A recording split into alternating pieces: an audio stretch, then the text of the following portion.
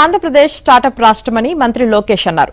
పారిశ్రామికవేత్తలు ఒకసారి తమతో చేతులు కలిపాక ప్రాజెక్ట్ ప్రతిపాదనలు తమవిగా భావించి అనుమతులివ్వడం సహా ఉత్పత్తి ప్రారంభమయ్యేదాకా సహకారం అందిస్తూ ఉంటామని భరోసా ఇచ్చారు.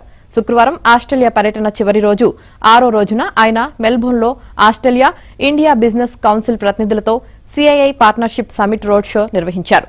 ఆస్ట్రేలియా ట్రేడ్ ఇన్వెస్ట్మెంట్ కమిషన్ ఎగ్జిక్యూటివ్లతో సమావేశమయ్యారు. విశాఖలో వచ్చే నెల 14, 15 తేదీల్లో నిర్వహించే పెట్టుబడుల భాగస్వామ్య సదస్సుకు తరలి రావాలని పారిశ్రామికవేత్తలకు పిలుపునిచ్చారు. ఎడ్యుకేషన్పై జరిగిన రౌండ్ టేబుల్ భేటీకి హాజరయ్యారు. మెల్బోర్న్ క్రికెట్ స్టేడియంను సైతం సందర్శించి క్రికెట్ విక్టోరియా అసోసియేషన్ ప్రతినిధులతో చర్చలు జరిపారు. 16 నెలల్లోనే రాష్ట్రానికి 10 లక్షల కోట్ల పెట్టుబడులు వచ్చాయని, సుదీర్ఘ పాలనా అనుభవం కలిగిన సీఎం చంద్రబాబు నాయకత్వం వల్లే ఇది సాధ్యమైందని తెలిపారు.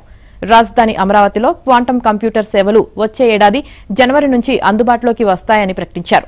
విశాఖకు గూగుల్ డేటా సెంటర్ రావడం వెనుక 13 నెలల కష్టం దాగి ఉందని మంత్రి లోకేష్ వెల్లడించారు. గూగుల్ సంస్థ ప్రతినిధులు రాష్ట్ర పర్యటనకు వచ్చినప్పుడు తానే స్వయంగా వెళ్లి ప్రాజెక్టు స్థలాన్ని చూపించానని సిఐఐ రోడ్ షోలో చెప్పారు. ఆస్ట్రేలియాలో 6 రోజుల పర్యటన ముగించుకున్న మంత్రి లోకేష్ ఇవాళ హైదరాబాద్కు రానున్నారు.